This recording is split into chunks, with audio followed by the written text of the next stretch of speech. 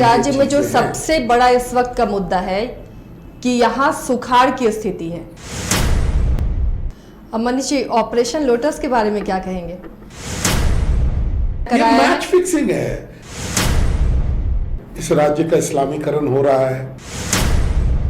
आज हम लोगों ने गौ हत्या का मामला उठाया कि भाई ये लीगली बैंड है। सत्ता पक्ष अपना वोट बैंक देख रहा है, बीजेपी अपना वोट बैंक देख रही है। बीजेपी को और दूसरे मुद्दे क्यों नहीं दिखते? नमस्कार, स्वागत है आपका न्यूज बाइस्कोप में। मैं हूं आसिया। आज हमारे साथ इस वक्त स्टूडियो में खास मेहमान हैं हजारीबाग सदर विधायक मनीष जायसवाल जी। मनीष जी, आपका बहुत बहुत स्वागत है। चर्चा हम शुरू करें उससे पहले जो राज्य के मौजूदा राजनीतिक हालात हैं, मॉनसून सत्र आज खत्म हुआ, इन तमाम मुद्दों पर मनीष जायसवाल जी हमें हमारे सवालों के जवाब देंगे। मनीष जी, पहला सवाल तो चूंकि मॉनसून सत्र आज खत्म हुआ और एक दिन पहले उसे सेशन को कम किया गया, छोटा किया गया, क्या कहेंगे आप? देखिए, ये तो सरकार के हताशा को दिखाता है कि आपने देखा होगा कि ये जो 6 दिन का सत्र था, जिसमें टेक्निकली 5 दिन इसको चलना था। एक दिन तो शोक प्रकाश और इंट्रोडक्टरी सत्र जो होता है उसमें निकल जाता है, तो 4 दिनों तक इन्होंने चलाया और अपने पूरे बिजनेस को इन्होंने किया। जो सरकार का जो बिजनेस होता है, आज भी हमने देखा कि उत्पाद का कुछ एक्साइज का कोई बिल उन्होंने पास किया। अब कल इनके पास कोई बिजनेस नहीं था, तो इन्होंने सोचा कि सबसे अच्छा है कि विपक्ष पे ठीकरा फोड़ दें कि हमारे हल्ला हंगामा के चलते आपने बंद कर दिया। आप अगर देखेंगी तो एक चीज को आपको गहराई से देखना पड़ेगा कि विधानसभा के जो बिजनेस आवर्स हैं वो एकदम ही प्रोग्राम से टैग्ड होते हैं कि कभी कब कौन सा प्रश्न लिया जाएगा, कौन सा समय में क्या होगा, ये टैग्ड होगा, पहले से तय रहता है। अब जो राज्य के महत्वपूर्ण मुद्दे हैं उनको इसी पीरियड में अकोमोडेट किया जाना है। अब हम लोगों, बीजेपी ने क्या मांग किया? पहले दिन हम लोगों ने बोला कि जो सबसे गहन जो विषय है अकाल, उस पर आप चर्चा कराइए, तो ये लोग उस पर तैयार नहीं हुए। दूसरा, अभी जो भ्रष्टाचार का मुद्दा चल रहा है उस पर हम लोगों ने कहा कि भाई देखिए, मुख्यमंत्री के नजदीक के लोग के पास से पैसा मिल रहा है, वो लोग आरोप के दायरे में है, पदाधिकारी पकड़ा रहे हैं, हमारे साथी विधायक भी कुछ पैसों के साथ पकड़े गए। तो राज्य की जनता क्लैरिटी चाहती है कि हो क्या रहा है, और सबसे बड़ा क्लैरिटी तब हो सकता है जब सरकार की तरफ से या तो वक्तव्य आए या आप डिबेट करवाएं। कल हम लोगों ने जो है इस राज्य का इस्लामीकरण हो रहा है, आप देख रहे होंगे कैसे फ्राइडे को, संडे को अमूमन स्कूलें बंद होती हैं, उसको चेंज करके अपने आप चेंज हो जा रहा है, और there is no government order, और सरकार अगर आदेश देती भी है तो वो टाइम फिक्स है।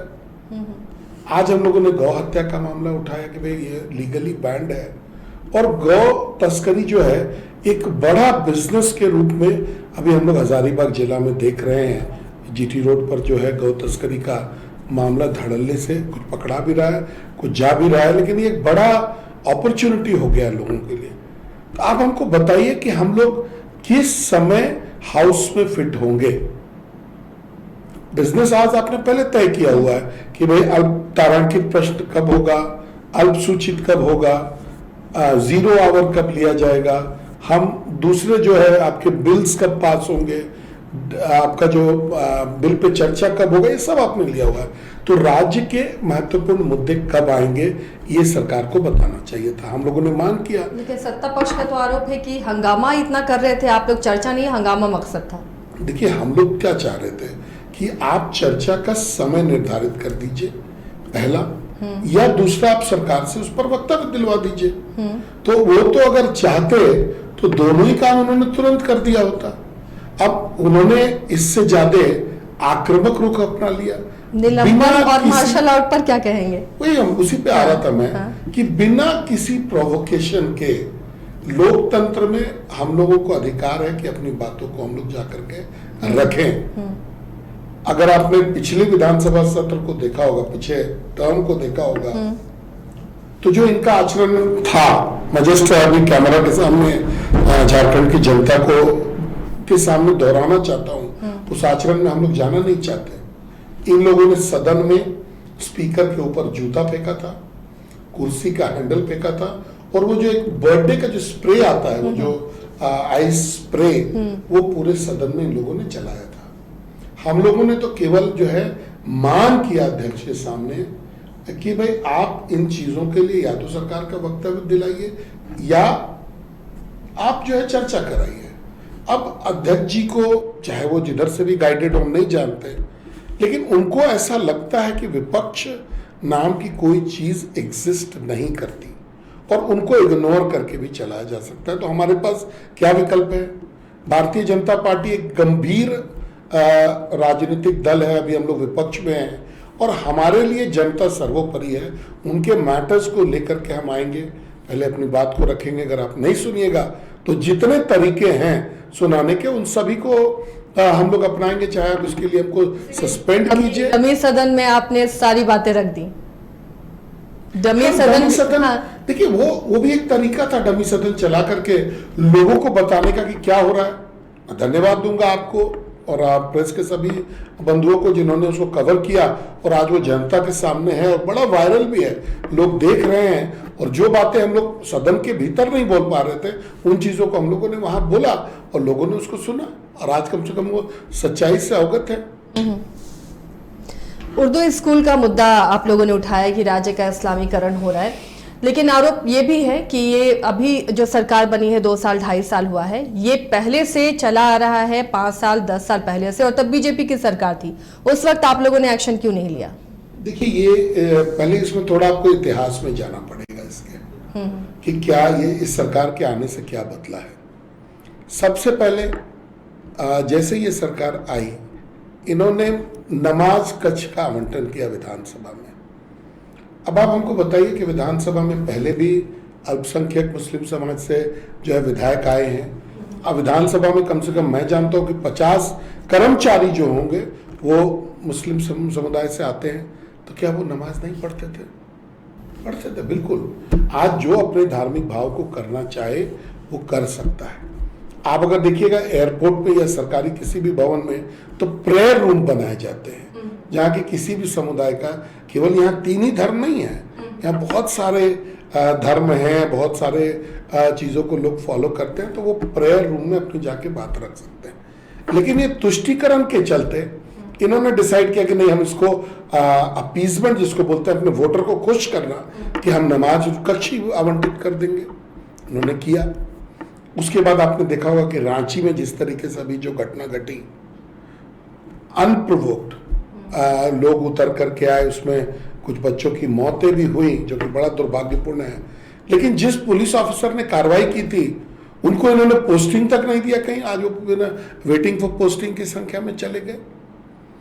और बांग्लादेश घुसपैठिया का मामला हो या गौ तस्करी का मामला हो, ये सभी चीजें क्लब करके जब आप देखेंगे तो उसके बाद एक बड़ा प्रश्न आएगा कि अब स्कूल्स। अब मैं आपको एक कांग्रेस शासित प्रदेश का हाल बताऊं, राजस्थान का, कि राजस्थान में पाठ्यक्रम को ही चेंज कर दिया गया है।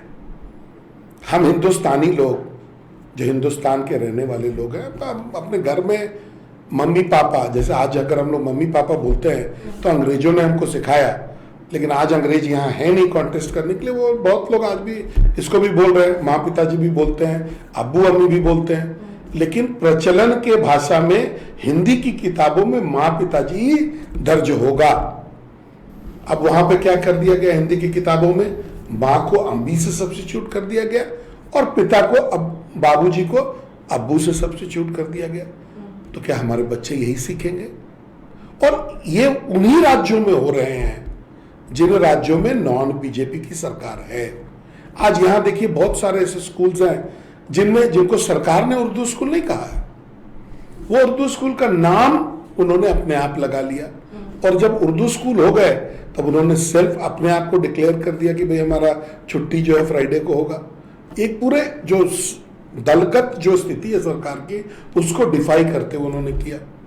गवर्नमेंट के सामने बात आई, गवर्नमेंट ने क्या किया कि हाँ ठीक है, हम लोग दिखवाएंगे, करेंगे। नोटिफिकेशन तो निकल गया 1 तारीख को ये बात उनके संज्ञान में आया। बहुत समय पहले, हमको लगता है 1-2 महीना हो गया होगा इनके बात को उनके संज्ञान में आए हुए, लेकिन 1 तारीख को इन्होंने संज्ञान में उसको लिया। और अभी इन्होंने, मतलब इनको सोचने में और करने में कितना समय लग गया ये देखिए। इसके बाद भी मैं पूछना चाहता हूं कि क्या ये जो डीओज हैं जिनके प्रभार में ये चल रहा था, या जो डीएससीज हैं, उन जिलों के डीओज और डीएससीज पे क्या कार्रवाई करेंगे जिनके रहते हुए ये चीज हुआ? ये तो बिल्कुल उनके महकमे की चीज थी। और आरोप कुछ भी लगा सकते हैं। अगर भारतीय जनता पार्टी के समय में भी ये हो रहा होगा, मैं नहीं जानता, लेकिन अगर संज्ञान में आता तो मैं गारंटी के साथ कह सकता हूं कि सरकार जो उस समय थी तुरंत उसको रोकने का काम करती। यानी सत्ता पक्ष अपना वोट बैंक देख रहा है, बीजेपी अपना वोट बैंक देख रही है। बीजेपी को और दूसरे मुद्दे क्यों नहीं दिखते? क्या और आप क्या मुद्दा चाहती है? राज्य में कितने मुद्दे हैं? बेरोजगारी एक बड़ा मुद्दा है। 5 दिन का सदन था। 5 दिन के सदन में हम लोगों ने 4 मुद्दे तो हम लोगों ने उठाए। 5वां मुद्दा भी हम लोगों के पास था, जो कि कल हम लोग लेकर के आते। अब सबसे पहला आज इस राज्य में सबसे ज्यादा जिस चीज की जरूरत है वो अकाल की परिस्थिति है, उस पर चर्चा, ये घोषणा की, वो हम लोगों ने उठाया। दूसरा भ्रष्टाचार है, वो हम लोगों ने उठाया। तीसरा इस्लामीकरण है। देखिए, ये कल्चरल वैल्यूज है हमारे। ये राज्य केवल, ये जो देश है, ये केवल खा पी करके मौज मस्ती से नहीं चलता। इसके अपने कल्चरल वैल्यूज भी है। और आप देखेंगे दुनिया की प्राचीन सभ्यताओं में से हमारी सभ्यता एक है। और इसीलिए अभी आप देख पाइएगा कि यहाँ पे जॉइंट फैमिलीज अभी भी हैं। जो विभिन्न समुदाय के लोग हैं वो आपस में मिल के रहते हैं, आपस में मिल करके एक दूसरे का त्योहार भी मनाते हैं। लेकिन राजनीतिक पार्टियां किसी एक समुदाय को अलग निकाल करके उसको प्राश्रय देने का जब काम करेगा तो इस प्रकार की परिस्थिति आएगी। तो ये तो बीजेपी में भी लागू होता है मनीष जी। और आप जैसे लोग न्यूज चैनल्स पे ये स्प्रेड करेंगे कि बीजेपी जो है ऐसे कर रही है। ना दोनों पार्टियों के चाहिए कि आज बीजेपी ने क्या किया। हम लोगों ने आपको बजट सत्र की बात कराएं, आज भी हम लोगों के द्वारा ही इनके जो घोषणा पत्र थे उनको हम लोगों ने याद दिलाया था कि आपकी घोषणा। फिलहाल तो मनीष जी राज्य में जो सबसे बड़ा इस वक्त का मुद्दा है कि यहाँ सुखाड़ की स्थिति है। इसके लिए अकाल की स्थिति, अकाल की स्थिति है। इसके लिए कितनी मजबूती से विपक्ष उतरेगा? देखिए, आज के समय में अगर आप देखिएगा तो आने वाला 1 साल इस राज्य के लिए बहुत डिफिकल्ट होने वाला है, क्योंकि ना केवल फूड ग्रेन की चिंता इस राज्य के लोगों को करने की जरूरत नहीं है, इसलिए कि केंद्र सरकार से पर्याप्त फूड ग्रेन यहाँ पे मिलता है। अभी आप देख रहे होंगे कि पिछले कितने महीनों से 80 करोड़ लोगों को पूरे देश में दिया जा रहा है, तो फूड ग्रेन की आपको कमी नहीं होगी। लेकिन उस फूड ग्रेन के मिल जाने से केवल लोगों का भला नहीं होगा। अपनी डेली जरूरत की चीजें हैं वो खरीदनी पड़ती हैं उनको, उसके लिए पैसा उसी ये जो एग्रीकल्चर प्रोडक्ट है उसको बेच के ही आता है। सबसे बड़ा परेशानी अभी पशु चारा के लिए होने वाला है। आज के दिन में हम लोग देख रहे हैं कि जो पुआल है वो 8.5 रुपए किलो बिक रहा है, जो कभी 2-3 रुपए से ज्यादा नहीं होता था। और आने वाले समय में ये प्राइस अपने जगह पर है, लेकिन इसकी मिलना मुश्किल हो जाएगा, जीरो हो जाएगी। तो आज अगर आप अकाल नहीं घोषित करेंगे तो इन सब चीजों पे आज आप कैसे प्लानिंग करेंगे? अभी इनका मामला कि सुखाड़ घोषित करना, और इनके मंत्री बड़ा दुख के साथ कहना पड़ रहा है, सदन में उठ के स्टेटमेंट देते हैं कि सुखाड़ और अकाल में क्या अंतर है। मतलब अगर कोई बच्चे से भी आप पूछिएगा तो वो बता पाएगा कि सुखाड़ का क्या अंतर है और अकाल का क्या अंतर है। आज सुखाड़ जैसी परिवेश जरूर है, लेकिन इसको अकाल में परिवर्तित होने में कितना समय लगेगा? अगर सरकार की तरफ से आप देखें तो अगर ये सुखाड़ घोषित करेंगे, जब तक इसको इस पर कार्रवाई करनी शुरू कर देंगे तब तक अकाल जैसे परिवेश यहाँ पर हो जाएगा। तो भारतीय जनता पार्टी ना केवल उठाएगी इस बात को, बल्कि हम लोग सेवा के माध्यम से लोगों तक जाएंगे भी, उनकी जरूरतों को पूरा करने का जहां तक हम लोगों की हैसियत होगी। अब मनीष जी, ऑपरेशन लोटस के बारे में क्या कहेंगे? देखिए, ये जो ऑपरेशन लोटस या तरह तरह के ऑपरेशंस के बारे में हम लोग सुनते हैं, मैं तो आप ही से डिमांड करूंगा कि अगर आपके पास कोई इनपुट हो, कोई कंफर्म डॉक्यूमेंट्स हो या कंफर्म इंफॉर्मेशन हो, तो वो आपको बताना चाहिए। विधानसभा में बहुत गूंजा ऑपरेशन लोटस। विधानसभा में भी 3 कांग्रेसी विधायक पैसों के साथ गिरफ्तार हुए, ऑपरेशन लोटस का नाम आया है। ये तो बहुत स्पष्ट है। हम लोग बोलते बोलते थक गए अभी, और आपको भी ये समझना पड़ेगा कि किस परिस्थिति में, देखिए बंगाल में किसकी सरकार है, इसी विचारधारा की सरकार है, यहां पर भी इसी विचारधारा की सरकार है। विधायक जाते हैं, वहां से आ रहे होते हैं, किसी को पता था कि कहाँ गए हैं। अब आप बताइए कि अगर हम बंगाल में किसी गाड़ी को पकड़वाना चाहें तो हम पकड़वा सकते हैं क्या? नहीं पकड़वा सकते किसी पावरफुल व्यक्ति को। और इस केस में ये पावरफुल व्यक्ति झारखंड की सरकार है। वहां उसने वहां पर जो बंगाल सरकार को अप्रोच किया, उनके स्पीकर यानी सीधा सीधी आप आरोप लगा रहे हैं कि ये सत्ता पक्ष का ही किया करा है, मैच फिक्सिंग है, जेएमएम की मैच फिक्सिंग है टीएमसी से।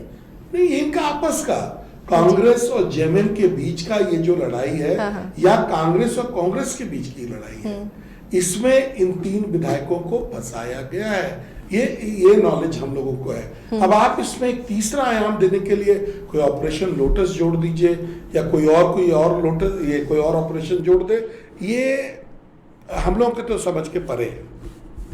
लेकिन यही मुद्दा उछाला गया है सत्ता पक्ष की तरफ से, जेएमएम की तरफ से। सरकार गिराने के लिए कांग्रेस के विधायक जाते हैं, थाने में शिकायत भी दर्ज कराते हैं कि कोशिश हो रही थी, पूरी प्लानिंग हो रही थी झारखंड सरकार को अस्थिर करने की। देखिए, सरकार में सब कुछ अच्छा नहीं चल रहा है, ये हम सभी लोग जानते हैं। केवल कांग्रेस के ही नहीं, हम लोग तो और विधायकों से भी मिलते हैं। जेएमएम के भी विधायक इस सरकार से खुश नहीं दिखते आज के दिन में। तो वैसे परिस्थिति में अगर विधायक बीजेपी के संपर्क में है?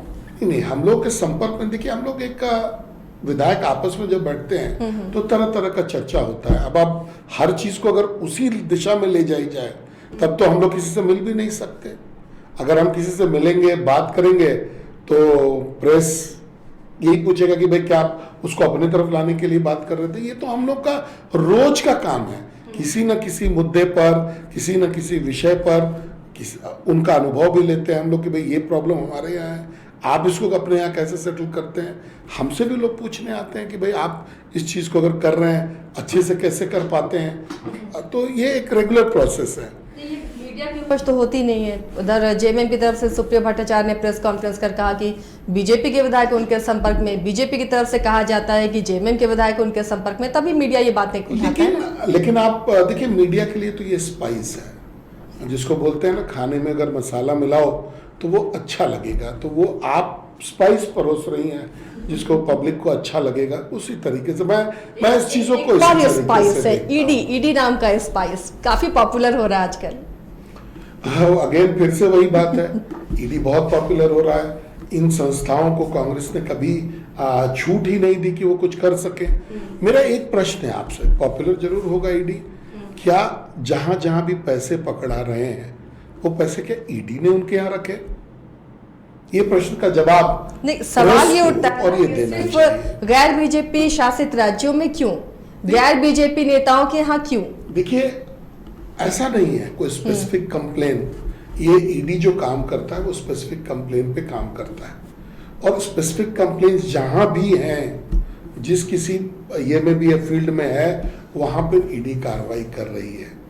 अब अगर आज पूजा सिंघल जी के चार्टर्ड अकाउंटेंट के यहाँ से 20 करोड़ रुपया मिलता है तो ये डेफिनेटली ईडी ने तो नहीं रखा है। और अगर मान लीजिए ईडी ने रख दिया और वो लोग बहुत क्लीन है तो हाईकोर्ट उनको बेल क्यों नहीं दे रही है? तो पूरा चीज को आपको समझना पड़ेगा कि भारतीय जनता पार्टी भ्रष्टाचार पे क्रैक डाउन के रूप में अभी आई है। आज ही मैं अखबार में पढ़ रहा था कि लोग अब गरीब, अपने आप को गरीब दिखाने लग गए हैं, पुरानी ड्रेस पहन रहे हैं, पुरानी गाड़ियों में आ रहे हैं ताकि कहीं ईडी को अट्रैक्ट ना कर ले। तो ईडी का एक खौफ हुआ है, हमारा टैक्सेशन का दायरा बढ़ेगा, लोगों को टैक्स देने के प्रति प्रेरित होना पड़ेगा, जो भ्रष्टाचारी हैं उनमें भी एक डर का माहौल पैदा होगा। आप बताइए, इतनी एजेंसीज थी कांग्रेस के समय में, उन्होंने कितना पैसा पकड़ा? नहीं, कुछ भी नहीं है। तो यहां पर स्वतंत्रता है एजेंसीज को कि अगर आपको लगे कि कहीं पे कोई गलत हो रहा है तो आपको जाकर के करना चाहिए। अभी आप पार्थ चैटर्जी जी को देख लीजिए, बंगाल में उनके यहां से 50 करोड़ मिला कैश। उतना पैसा एक साथ देखना मुश्किल है जितना वहां दिखा। अभी पता नहीं और कितने मामले उनके सामने और आएंगे, कितना कैश मिलेगा। तो एक स्पेसिफिक इनपुट था, एक घोटाला हुआ था, उस घोटाले के जांच के क्रम में ईडी वहां तक पहुंची। तो ये ईडी का जो जितना भी आप खेल देखिएगा, अभी साहबगंज में जो ईडी ने पूरा रेड किया तो उसमें लगभग 30 करोड़ की संपत्ति उनको मिली, बैंक्स में पैसा मिला, आपको नकदी मिला। तो ये अब आप इसको जो भी मायने लगा लीजिए, हम लोग तो इसको इस तरीके से देखते हैं कि ये एक क्लीन अप हो रहा है, सिस्टम को क्लीन करने का, फेयर करने का ये एक तरीका है। तो ये धीरे धीरे फिर बीजेपी शासित राज्यों में भी होगा? नहीं, आज भी हो रहा है। आपको अभी ऐसा मैं नहीं कहूंगा कि बीजेपी राज्य में ईडी एक्टिव नहीं है या इनकम टैक्स एक्टिव नहीं है या सीबीआई एक्टिव नहीं है, लेकिन इतना जिम्मेवारी के साथ जरूर कहूंगा कि बीजेपी शासित प्रदेश में जो पॉलिटिशियंस, जो सरकारें चल रही हैं, वो भ्रष्टाचार से दूर हैं।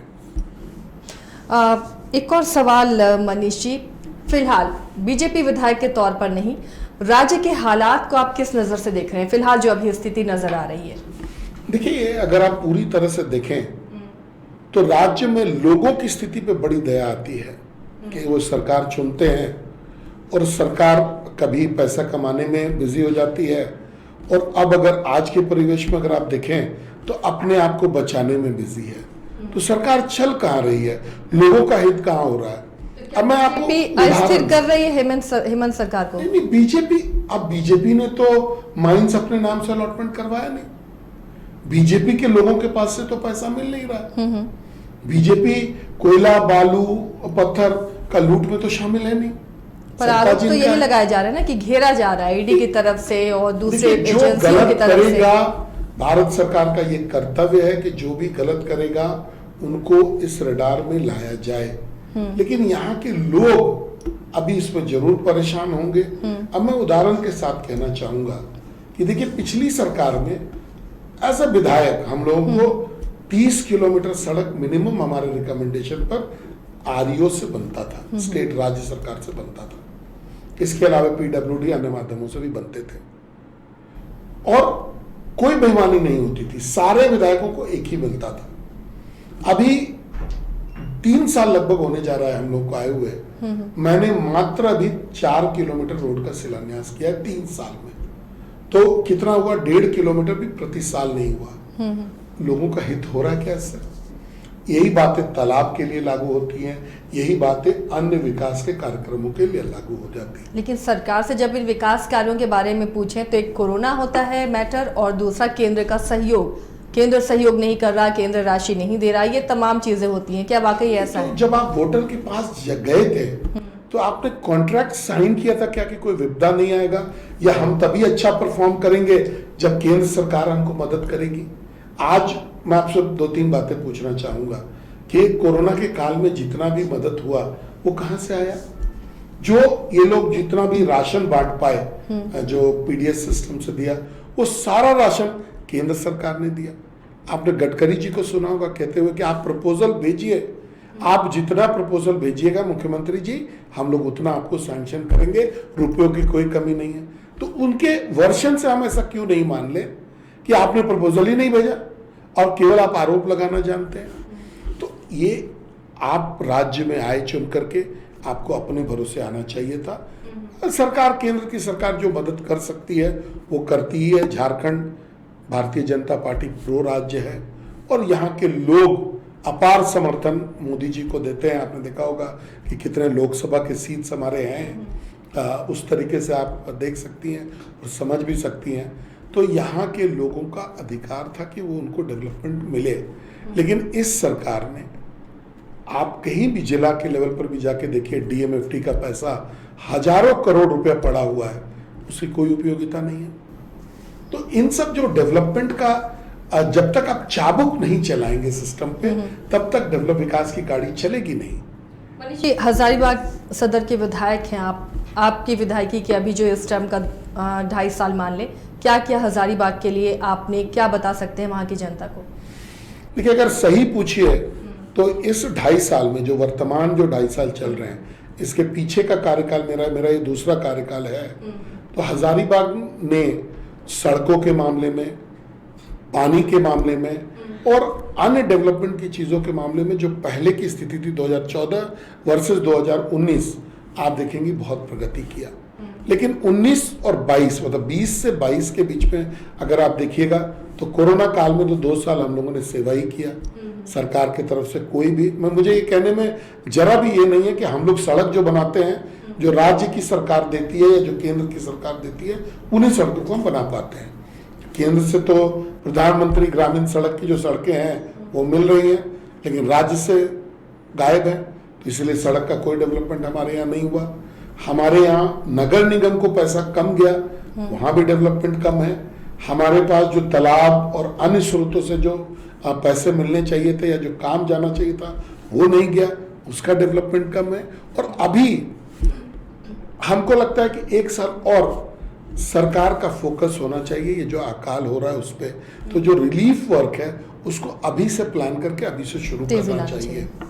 अमर जी, एक और आखिरी सवाल, आपको मार्शल आउट किया गया, क्या कहेंगे?